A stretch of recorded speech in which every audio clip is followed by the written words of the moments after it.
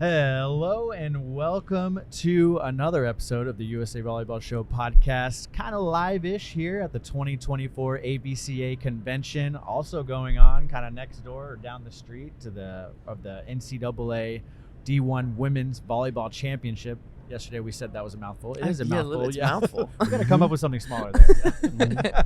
But yes, I'm Stephen Munson, Clarence Hughes next to me, and that lovely voice is Haleigh Washington, two-time Olympic medalist, here joining us today. Haleigh, how are you doing? Yo, what's up? I'm good. Even better after that Penn State comeback yesterday. That's oh right. My gosh, are you kidding me? I'm assuming you stayed the whole match? We did. I'm gonna say we did stay the whole match. Yep. We definitely stayed. Totally. No, we left after the fourth set because we had It was JT late. and it was late. It was so JT late. and I had been there all day since like 3:30, and so I was just like, my heart can't take it. I gotta Yes. get out of here. Yes. And then as soon as we got back to the hotel, we get a text. We're like, this match is insane. And I low-key am very superstitious in the sense that anytime a team I want to win is playing and I watch, they're going to lose. Yes. So Yeah. the fact that we left and they pulled off the fourth set, I was like, It oh, it's proved me. you right. It I'm proved the you right. jinx. It proved you I'm the right. jinx. We went back to the hotel room. We put it on the TV, and I went and sat in the other room. And like Jay and JT watched the game, and I just Jordan, sat give in me the the other room. play-by-play. Yeah. I was like, what's the score? You just sat in the Like- corner just. Well, I was literally, it was like, it's 11-8, and I came back in, and I peeked my head around, and then it became 13-11. I was like, okay, goodbye. I gotta go. I can't stay. Yeah. Well, we were talking on our way over here. It was a little bit of an adventure to get down to the locker room, but you talked to the Penn State players before their match. I don't know if you can get into details at all, but what did you kind of tell them before match? Yeah, I mean, it was just kind of a serendipitous moment in that 2017 was the last time Penn State was in a semifinal, and that was my senior year, and we were also playing Nebraska, and I still have dreams. I guess they're more nightmares of that game in the sense that, like, I felt that as a team, we left something out on the court. Like, we could have done more. We could have played better. There were things that we could easily have improved that were within our control. And in not so many words, that's what I told the girls. I was like, you guys are going to go out there. You're playing against a good Nebraska in an entire sea of red. And I was like, don't let the noise freak you out. I was like, just don't leave anything on the floor. Yeah. Like, put it all out there, work as hard as you can, and whatever happens at the end of the game, be able to look back and say, we did everything we could. We left it all out there.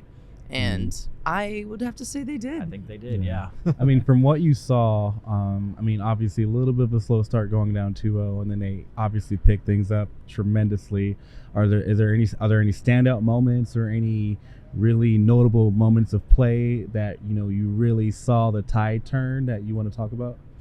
I mean, I think when we started watching just the start of the fifth and saw some highlights from the fourth, there's just something about, especially Jess, that you just kind of feel that momentum shift, and she starts not just crushing the ball, which she is very capable of doing. She hits the crap out of that ball. She's a dog. But also just this level of like composure that you see where if the set's not there, she just hits high hands to either get the ball back on her side or to set their defense up in a good position. So it just became like a little less error prone. And volleyball is a game of errors, so that's going to happen. But I think Jess just really started to turn on that maturity, that veteran play of let's just keep the ball in play and give our defense a chance or give us the ball back so we can run our offense again. You mentioned JT earlier. Jordan Thompson was with you, your national team teammate, and you guys were recognized on the floor mid-match. Yeah.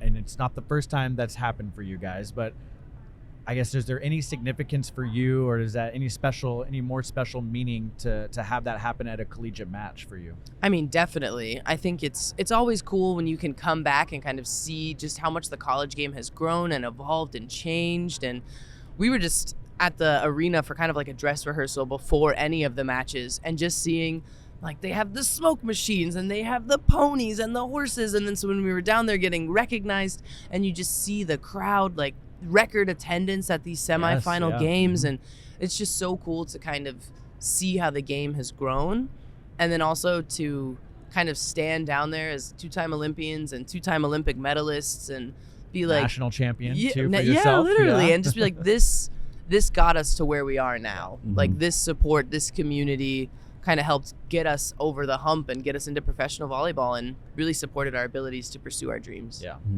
How do you feel when, obviously, packed arena, everyone's volleyball minded. How do you feel still when people are stopping and asking for pictures of you and saying, Haleigh, we love you and all this stuff too? How does that feel? I personally love it. I think it can, like, sometimes it can be overwhelming, especially when we're just trying to get from point A to point B. Like, you have to get to an interview or you're being rushed and someone's like, hey, we have to go. And I hate that because I love meeting new people. I love when people come up and say hi or ask me to sign a ball or just congratulate me on our silver medal. Like, I was on a flight out here and a gentleman in the seats was just like, hey, congrats on the medal. Just gave me a little nux. And I love that because I think my favorite part about playing volleyball is the community. Like, I've been able to meet so many great people and I've been told so many cool stories about what an inspiration and role model I am, which I don't know if that's a good idea, but I appreciate it nonetheless. So it's just, I genuinely, I really do love it. And it's so cool to see people that have been kind of a part of every phase of my career. Like, we have a lot of club coaches here, so there are people that remember me from club. We have a lot of college coaches here, so there are people that remember me from college. And now there are people that are like, we watched you in the Olympics. And it's just kind of cool to get these little snapshots of my volleyball life through people. Like, that's so cool. Well, I would say you're an incredible role model, and just thank you so much for Stephen, everything you've done for the game. Thank you. I tried. No. On the court, sure. We'll say on the court, I'm like a semi-decent role model. Well, even our own, Heather Erickson on our women's sitting team. Yep. We asked her Mount Rushmore of volleyball, and she put you on it. She loves your energy on the court, and she's a coach too. So like all her athletes kind of look up to you too. So oh my gosh, she's around here somewhere too. She's walking around somewhere. I am so flattered. Yes. I'm so flattered. I think she's such a baller, and she's just got wow. that competitive, fiery grit that I love in an athlete. And wow, I'm on. Okay, we gotta find her. We have to find her. She'll be here soon. I'm sure she'll walk back over here. But are you staying for the finals? I am changing my flight and staying for the finals. Oh, there you go. An all women's finals? Like, stay, how can I not stay? stay? Your alma My mater, alma yeah. mater's History. back. All women finals. Like, Yes. the fairy tales write themselves Yes. here. Yeah. I gotta stay. Are you going to try to get into the locker room and give them a little bit of a pep talk or some words of wisdom or advice going into Sunday? Someone commented on one of our posts that we did with you yesterday. Haleigh, what's your speech going to be on Sunday? Oh So they my said- gosh! So this is it. So they must have known. I don't know who the person was, but they must have known you talked to them in the It locker was my room. burner account. He was like, it was me. I don't know. We'll see what happens. I come just by invite only. Katie called me down and was like, can you just come talk to the girls? And I snuck my way. Sorry, NCAA volleyball. You guys probably aren't happy about me circumventing the rules, but whatever. I snuck my way down there. So if it's wanted, I can come. But they're so capable. They don't need a pep talk from me. They know what they need to know. When you go into a national championship match, a gold medal match, whatever it is, there has to be this level of serenity of like everything, all the training that we've put forth. And if you're a senior, all the years of training that we've put forth has kind of culminated to this moment. And we are capable. We deserve to be here. And now let's go get what's ours. They don't need me. They got this. I think we should set the record straight for everyone running an event. A gold medal, an Olympic gold medal, is an all-access pass, right? Universally? I think so. What did you think? So I agree, but I get it. People are just trying to do security, run their jobs. Now, bars, on the other hand, I think that should be It flies there. all access. Carries pass. some weight there, literally. Yeah. and You mean I have to wait in this figuratively, line? What's the cover? $0.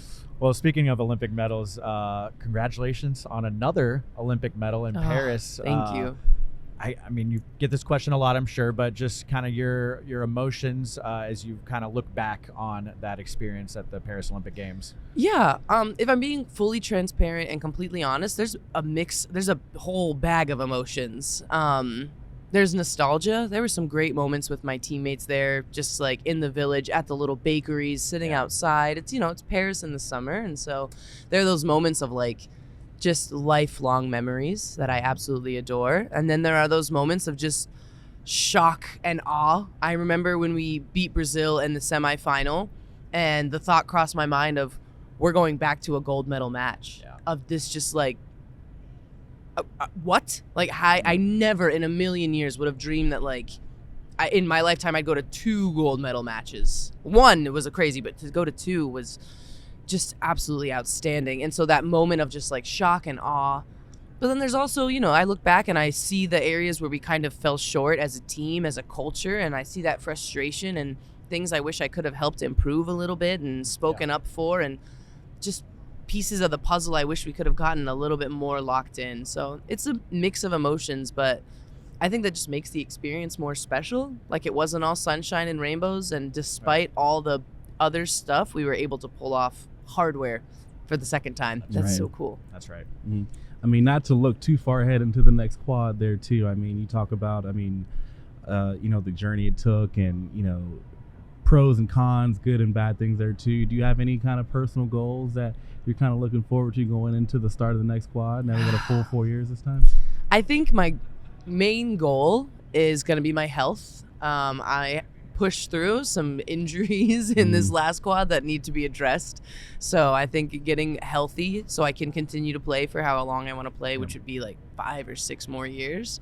Ideally, we'll see. No promises. That's just today. Anything could happen tomorrow. Maybe I want to quit. You heard it here first. And then as far as continuing to play for LA, it's really tempting to just say yes, because I mean, it's LA, it's in front of your home crowd, and we'd be playing right down the street from where we've trained for the past 8 years. And it's, if I do decide that I'm gonna walk away, I've had a good career, I'm gonna hang it up, it's gonna be really, really hard to say no. So we'll have to see what happens. You sound very convinced already. I'm I don't know. I'm not trying to read the I'm not room convinced. or anything, but hey, we'll see what happens. I don't know. Do you have any fun, just off the court memories that you're just gonna remember forever and cherish with your teammates or from Paris? From Paris. Oh yeah, for sure. There was a zero alcohol like Corona kickback bar in the village, which was so cute and so fun. It was kind of like tiki themed, and they gave you these little alcohol-free beers, which what is that? But I was like, okay, fine, whatever.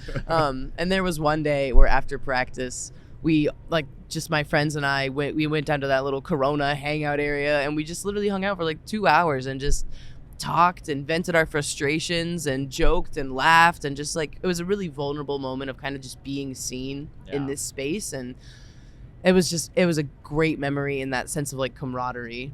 And then the bakery. I personally was not a big bakery, baguette, sourdough girly. Like, I was like, not for me. But the excitement that my teammates would get, like, they'd be like, I'm going to go get a baguette. We'll be right back. I'd be like, okay, weirdos, have fun. But that was awesome. Yeah. That's really cool about the Corona bar there. Yeah, just a place you guys can relax, kind of let your shoulders down. Yeah, it was really cool. Yeah. And just like you said, just kind of talk to your teammates and other athletes across sports too. Yeah, I mean, we would run into other volleyball players all the time, and then you also just run into other athletes in different sports from around the world. Being in the Olympic Village is so cool. Oh my gosh, it's just the coolest experience. Yeah. I mean, speaking of experiences too, I mean, I think the post-Paris festivities were pretty fun too. You want to tell us a little bit what New York was like?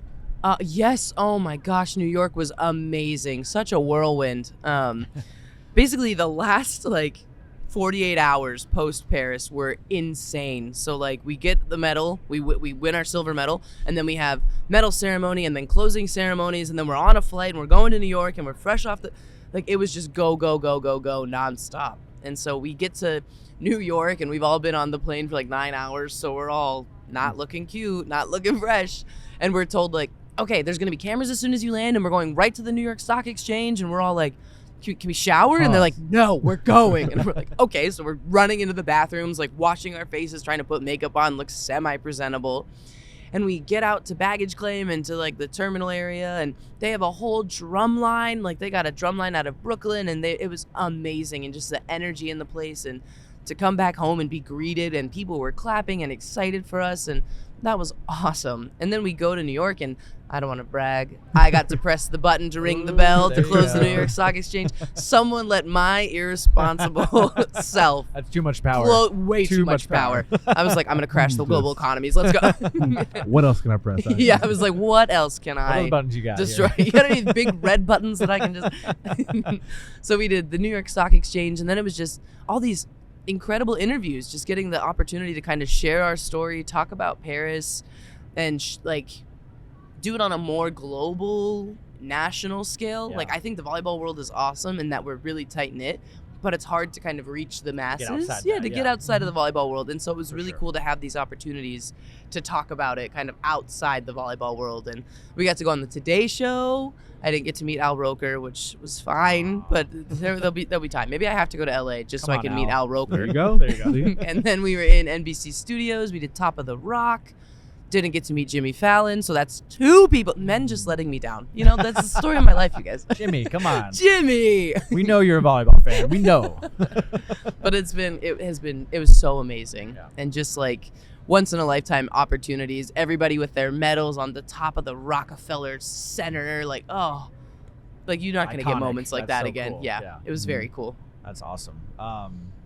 Just, talking about that experience, this is the kind of the first time that you've gotten that experience because of you had to go internationally like right away, or Yeah. go to your club internationally right away. Maybe got a couple days at home to Mhm. kind of decompress and do laundry or something. But yeah, I guess for you, how exciting is it to, I guess, leading into the Olympics, knowing that you don't have to do that. You're going to be playing in the U.S. soil, and you don't have to make plans to go overseas right away. It's definitely I don't want to say a sigh of relief, because I'm very grateful for my time overseas. Yeah. But it was hard. Like, there's no denying it. Having to play international volleyball is a challenge. Like, where we tend to be isolated more often than not. You don't speak the language, or in my case, like, I do speak the language, but it's still not this fluent. I'm not thinking about what I'm saying. Never thinking about what I'm saying. I'm just going off the cuff.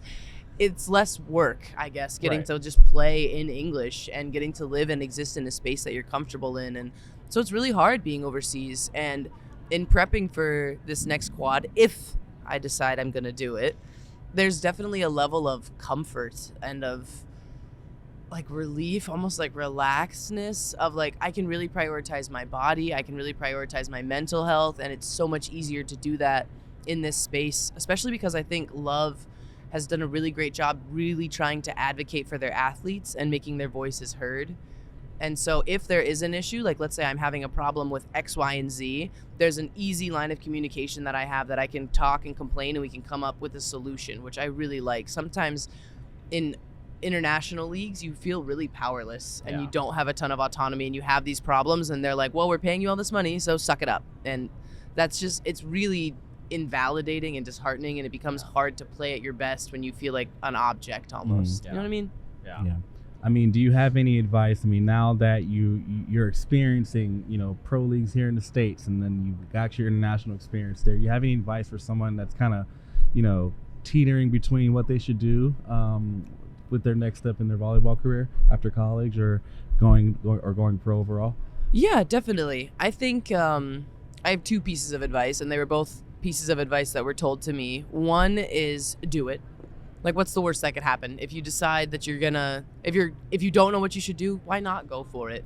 And whether that's staying in the States and playing on one of these pro leagues or choosing to go overseas for a little bit, I'm so pumped that we have these American leagues, but it's a once in a lifetime opportunity that you just get to go live in Europe if you go and play pro overseas. And it's not going to be glamorous. It's not going to be this romanticized, like, oh, every night an Italian man is feeding me pasta and I'm drinking wine. No, it's going to suck. But you're going to have those couple of days where, yeah, you get to go to Florence. Maybe you can go to Berlin. Maybe you can be in Paris again. And you have those 10% of the time moments where it really is very romantic and it expands your mindset and you get to experience different cultures. And so I say go for it.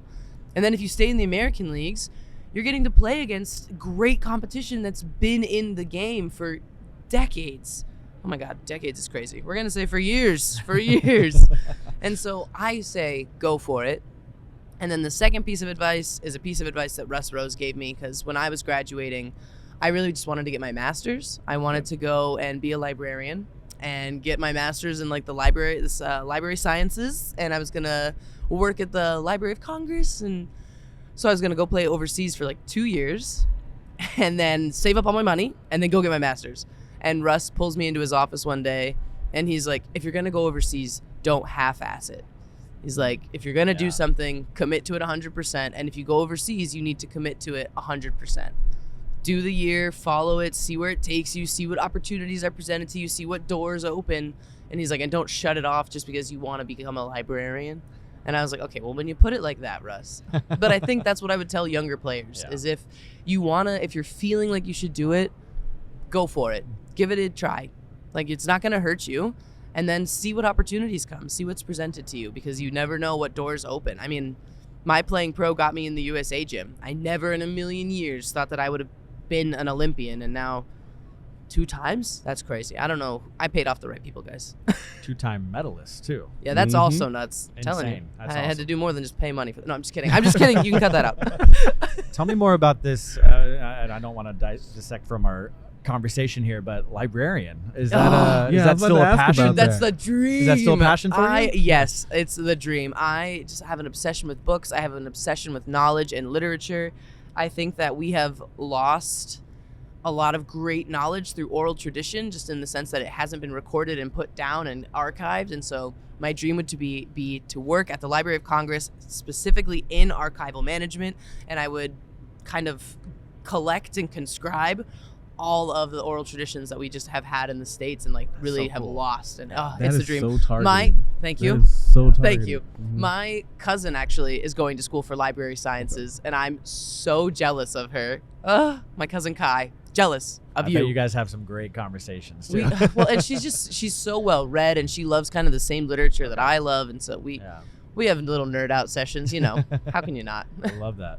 Mhm. But yeah, I mean, let's get to know you a little bit more too. I mean, we know, your future there as a librarian and all that stuff there too. But one thing we do ask all of our guests is, how did you get your start to volleyball? Like, what was that introduction? Take us back. Yeah. So I grew up in a really small town, and I was always kind of like a tomboy. Like, I remember actually being in 5th or 6th grade, and we were like, we were lined up waiting to go to lunch or something, and all these kids were like, oh, well, we're starting middle school soon. Like, what are you guys gonna do in middle school? What sports are you gonna play? And I was like, oh, I'm doing football. I'm such a tomboy. I have to play football. Like, my dad won't let me do anything else. And then lo and behold, I'm talking to my dad about what sport I want to play. I'm like, Dad, I'm gonna go out for football. And he's like, you're literally not. You're 12 years old. You're already 6'3", and you are about 60 pounds. It's not happening. And I was like, what? My dreams of being OBJ are ruined. OBJ, And I love that. That's great. And so I ended up playing volleyball. A friend of mine, yeah, literally, I was going to be like, bing. Yes. He hadn't even done it yet. I was just seeing it in the future. In the future. Premonition. Love No, but a friend of mine was going to the volleyball tryout, and I begrudgingly tagged along. I was like, volleyball's such a girly sport, but okay, I guess I'll try it. And then we went to the tryout, and I fell in love immediately. Like, I would stand on the end line, and I would serve the ball, and it would hit the back wall of the gym, and I'd be like, guys, check me out. And the coach came That's a over. home run. That's a home run. I was like, look at me go. I'm Look at me, so I hit strong. the wall 3 times in a row. Coach I is can like, do it hit 4 it in the lines. And I was like, I see how this is a game now. Nice. I'm understanding how this is a I sport. understand Okay, it now. in I the understand it now. lines, got it. And then they taught us the hitting footwork, and it really came so naturally, and like the pass set hit progression just made so much sense to me. And I remember being in the hitting lines and teaching other girls the footwork, and like I loved the game so much. It just really clicked and came so naturally, and I immediately wanted to get better. I loved being coached. I loved being told how to correct my form, and it was a love at first sight kind of moment. When did you realize that you could really take this game to the next level and the next level and the next level after that? Honestly, it came in waves. It kind of came in phases. I think when I started playing club, I played for just like our local small town volleyball club. We were like Division 9 and like nothing to write home about, but in that, I just found this like passion and this other world of sports. Like, I saw college coaches at some of these tournaments, and I was like, oh, I could go to college for this. And I remember having like an anxiety existential crisis at like 12 years old and being like, I have to get a scholarship if I'm going to go to college. So what am I good at? And I made a list of everything that I loved and everything that I was good at. And then it was like anything from volleyball and track to like trombone and theater, because I was also I into used to those play that, things. by the way. There you go.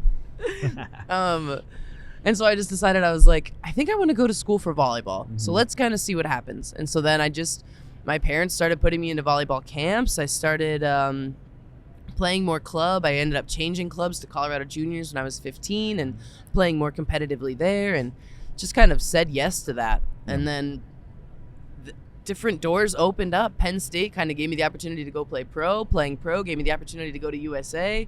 Being in USA got me on more competitive pro teams, and it's just kind of this constant cycle of being willing to get uncomfortable. Let's learn more about. We've already talked about librarian, but let's learn more about you off the court. Oh boy. Would love to hear more about your hobbies and interests. I know you and I have had extensive conversations about video games and Star Wars, but any hobbies or interests you have? Loads. Yeah, I always love kind of winding down off the court. I think it's really important to remember that even though we love volleyball and we kind of pour ourselves into the sport, we're more than just volleyball players. Like, we are human beings. And currently I'm really on a reading kick. I'm not reading like tons of books every year. Like, I've talked to people that are like, oh yeah, I read like 50 books this year. And I'm like, I got 13. How? That's pretty good for me. That's like one a month. That's not bad. That's not great. bad. Yeah. But I'm really into like nonfiction reading, and I've really gotten into essay writing. Oh, okay. And so I just they're not good. They're not good Tell us essays. about your last one. No. When are these being published? What was the last one? I just wrote one. I read this great book about the kind of conundrum of like consuming the arts from like monstrous people. So like, Pablo Picasso. Oh, like okay, he has a history of abuse of women, but he's also this genius of an artist. And so this author writes this book kind of on that concept, and then dives into the existential side of, are we monsters, and blah, blah, blah, blah, blah, and how do you consume the media of monstrous people? And so then I started writing an essay of like, how do you exist in a space with monstrous history? So like, in the LGBTQ community, there's lots of like a history of prejudice, and as like a Black female, there's a lot of history of prejudice. And so how do you exist in these spheres where the history is monstrous? And so that was what I wrote my essay on. That was like the last awesome. one. And yeah, I mean, I'm reading books on being a novelist as a vocation, and the art of the personal essay. I just finished a book, Braiding Sweetgrass, which is about indigenous teachings, living with the land and plants. Like, I'm such a nerd. I'm hearing it come out of my mouth, and I'm like, I'm so boring. this. What's been your favorite? It's like a wide variety of it. What's been yeah. like your favorite that you've really come across, essay-wise or Genre. in your genre? Yeah. I mean, my favorite book of all time is The Poisonwood Bible and The Once and Future King.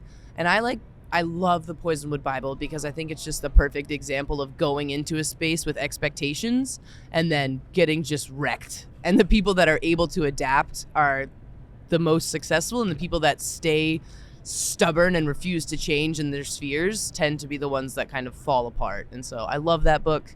But this year I read Kitchen Confidential by Anthony Bourdain. Okay. Oh my gosh. A tragedy that he passed. Curtis gave a big thumbs up. Dude, oh my gosh, just an iconic man with an iconic view and like way of life, and that book was just so raw, and it's a little outdated. It came out in the like 90s, early 2000s, and it shows the like darker side of the restaurant industry, but it was just a really honest take from a man who just loved life and wanted you to experience it. So that's been my favorite book this year. Mm-hmm. If you had to recommend a top 3 books for someone to read and get into, Okay. what would they be? But who's the person? Am I dating them? Am I ever going to see them again? Is it wow. my mom? You know what I mean? Let's think of this like an Oprah Winfrey's book list, like Oh. Haleigh Washington's I like that. book list. What's on that? I should have known that I was going to get asked this question. Okay, if I had to recommend, I would recommend Beloved by Toni Morrison. I think that it's just one of the most heartbreaking love stories that you'll ever read, and it's good to kind of feel the heartbreak of love sometimes. Okay. Look at me, I'm so vulnerable. say, It's called who hurt emotional you? growth, you guys. I don't want to brag. I would recommend that book. I would recommend... I need my book list. Don't put me on the spot like this. Can we come back to this question? Come back. Okay, Think yeah. about it in the We back go of your back. head. Yeah, let while me we're- think while about it in we're the back of talking. my head. I One want to recommend hobby- good books. One hobby you haven't talked about, which I'm really curious about. I've only seen it through social media. Oh boy. But van life. Tell me about your van. Are you still doing that? Give us Charlie, the down love low. of my life. Yes, so I've been doing van life for the past 3 years in the summers when I'm training with the national team, and it has been amazing. I love my van so much, but recently, at the end of last summer, I got an apartment in Chicago with my siblings. My brother's going to med school out there, studying fun. That's neurology. fun. No, Yeah. he's a genius. Yeah. So, but we all 3 live together. My sister works in the hospital. My brother's going to med school, and I'm just like, I need a place to live. So let's all live together in Chicago.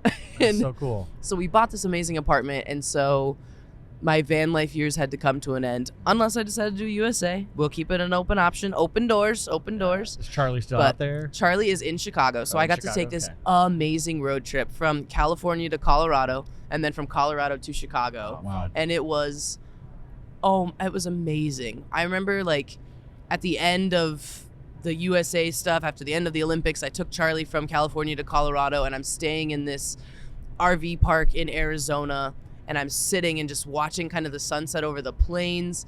And like, this is so embarrassing, but I literally just start crying as I'm sitting and watching the sunset, because it was like this really kind of poetic moment of like this chapter closing of like my time overseas was coming to an end. I was going to play in League One, and the USA summer had finally come to a close, and like just a big moment of like reflection and kind of almost gratitude of everything that had kind of come. And it was very powerful, very cool to be a part of. And then I continued on my road trip, and I love van life. Charlie is currently safely parked outside of Chicago. I want to take her on tour and like go to different clubs and colleges and coach camps this summer. That's an awesome idea. Yeah. The Haleigh Washington road tour. Yeah. I'm coming for you.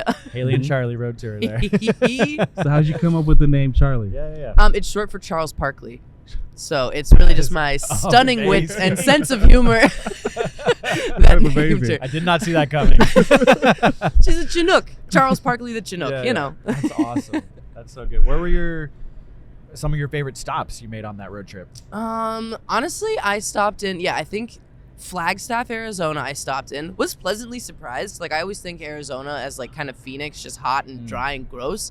And no offense, Phoenix. Love you guys. You just made a lot of enemies. Yeah, sorry. Phoenix volleyball's really great. Go for no ASU. reason I don't know. But Flagstaff was beautiful. It was kind of elevated. They had these beautiful like trees and pines. The drive through the mountains was amazing. I'm a sucker for mountains. Yep. So anytime I get through mountains, Colorado it's girl, awesome. that Yep, makes sense, big mountain, big Colorado girl. Yep. So love driving through Flagstaff. On the way from Colorado to Chicago, I had a stop in like Kansas of all places. And I know that sounds super lame, but it was just like these rolling kind of like fields, and like there's like the big pillars of the windmills kind of out in the like distance. And it was just like, America really is so beautiful. And it was just so nice to be out in that space and kind of just get to sit and reflect. And also New Mexico. Oh my gosh, we drove through that red rock in New Mexico.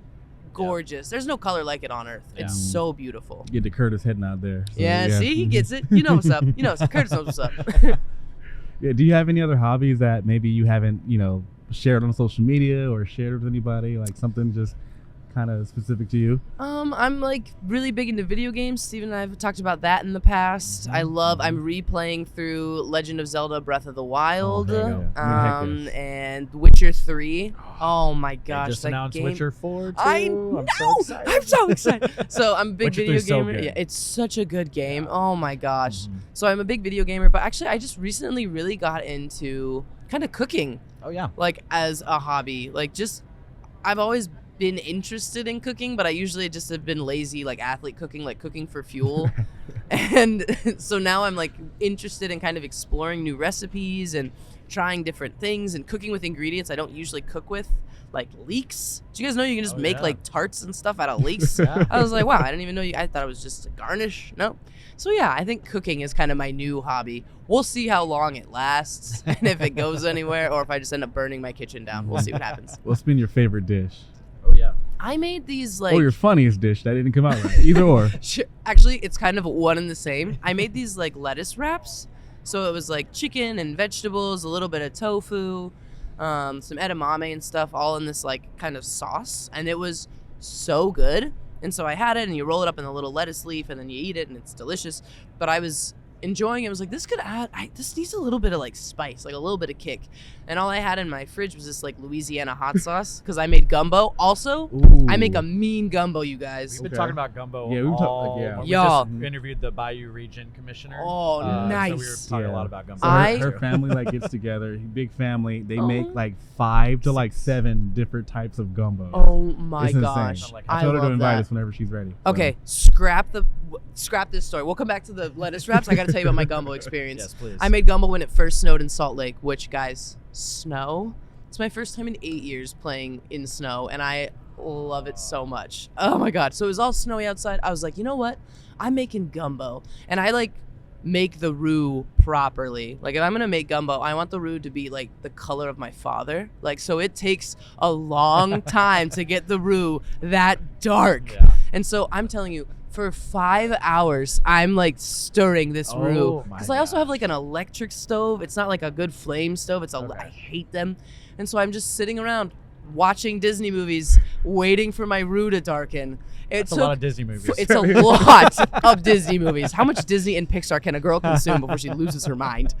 But yeah, it took forever, and I didn't really start making the gumbo till like 11:30 at night, and I'm just crying trying to get my shrimp into my gumbo, and I couldn't find okra, so I was what just did I get having myself a breakdown. into? It was a mess, but came out bussin', and I freeze some of it. So now if I remember like hungry or it's chilly, I'm like, I'm gonna have some gumbo over rice. Yeah. It's bomb. In cold It's good weather, gumbo. there's like nothing better. Oh, than that. so Yeah. I love soup season. Oh, I love the Yes. winter. We're you right guys. in it. Yeah, me too. I mean, is gumbo considered your favorite food, or do you have a favorite type of food? My favorite food, this is it's rice. My favorite Just type rice? of my favorite food is rice. You can do so much with So it. much with A it, chili yes. lime rice, rice and fried chicken, rice. fried rice. Yes. Every country, every cuisine has something like risotto. Ooh. Are you kidding me? So it's rice. Even You just can do like so a much with plain rice. white rice with like White whatever you rice have with on a the little side bit there. of Yeah, butter and yeah. salt.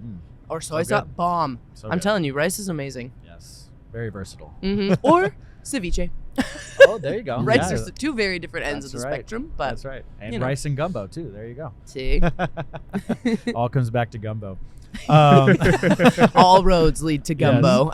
Oh, we definitely want to hit League One here. We've talked a little bit about it, but want to dive into this a little bit. But before we do, you're here in the U.S. and you get to spend holidays at home. Are you going back to Chicago with your siblings? Are you going to Colorado? What are your plans? I will be in Colorado with my parents for like the first time in a while. I think in 2019 or 2018 or something, like one of my first years overseas, they had Club World Championships or European Championships or something, Yeah. and I was able to go home. Okay. But that was 4 or 5 years ago Man. since I've had Christmas at home. It's been so long, and so I'm going back to Colorado. Super pumped. I'm just so excited for the little dumb traditions that we do. Like ever since we were kids, my siblings and I would do what's called a Santa stakeout. And so when like we were 5 and 6, it was so fun. We would stay up and sit at the window. And like we would have different stations. So you had the watch station, you had the prep station, and then you had the nap station. And so since we were, rotate? and you would rotate, Yeah. you get an hour in each station. And Love that. I found a notebook that we had written in of like potential Santa sightings and all of our notes. It Oh was my so gosh, that's ridiculous, incredible. but so fun. And so now we have this tradition of the siblings always stay up late and we just like talk through the night and drink eggnog and sit by the fireplace, and That's so fun. it's so fun. So I'm so pumped to be home. I'm excited to be around family. I can't wait to see my grandmother. Like, I'm really excited. It's gonna be heartwarming, I think. much Battery needed, filling. Much needed, I'm yeah. sure. Yeah.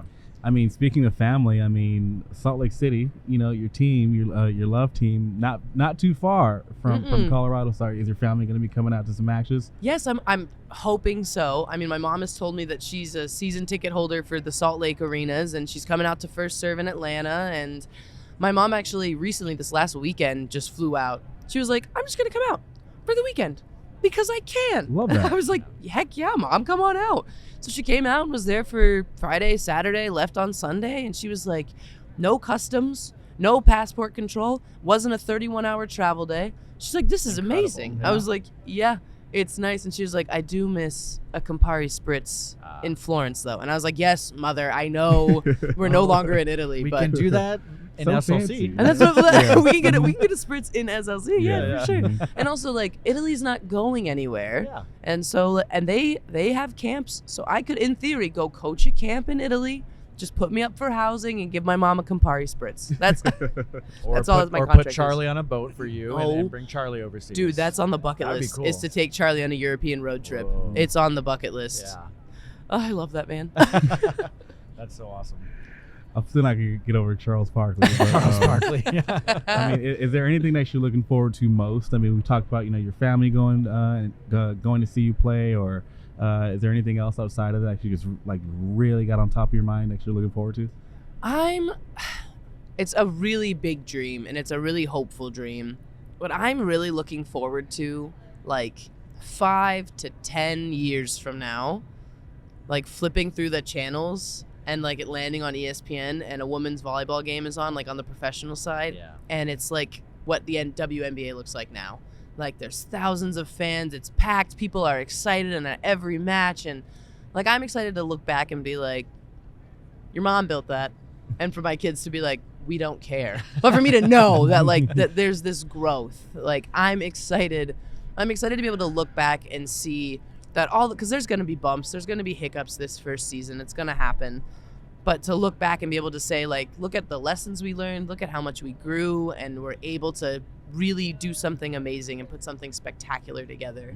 So I'm really looking forward to that. Yeah, I mean, talking about, you said there's going to be some rough patches there too. Were you able to participate in the recent scrimmages that happened? I was able to be there. I wasn't playing. Okay, because I heard it was some really good volleyball. There was some good volleyball. And it's like, there's some good volleyball, and there's so much potential too. Like, I love when you're playing good volleyball and you're like, this isn't even the best that we can get. Like, we have so much room for growth. We're gonna get better from here. And so that was just so exciting, and it was really cool to kind of like watch the fan experience and fan engagement at the game, and seeing my teammates and like former Olympic teammates doing their thing on their teams, and it was just really cool. And like it was very community based. I don't know, like it really just felt like kind of being at home and seeing all your cool cousins again. I don't know. It was really awesome. And the volleyball has a lot of potential to be very competitive, which we have some good athletes in this league. I'm excited.